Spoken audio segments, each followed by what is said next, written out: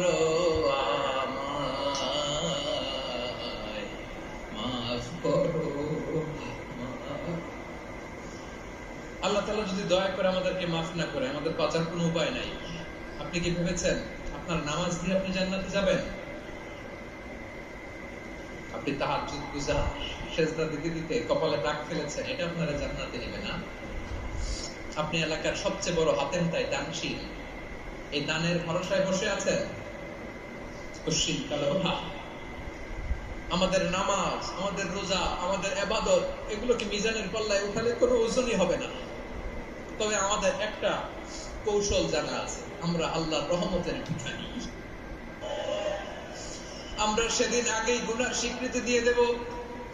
আমরা বলবো, আল্লাহ তুমি প্রশ্ন করার আগে তোমার একটা কথা বলি, আমারে কিছু জিজ্ঞেস করো না, আমি সব করেছি। এমন কোন পাপ নাই যে পাপ আমারে দিয়ে হয় না। তোমার রহমত দিয়ে তুমি জান্নাতে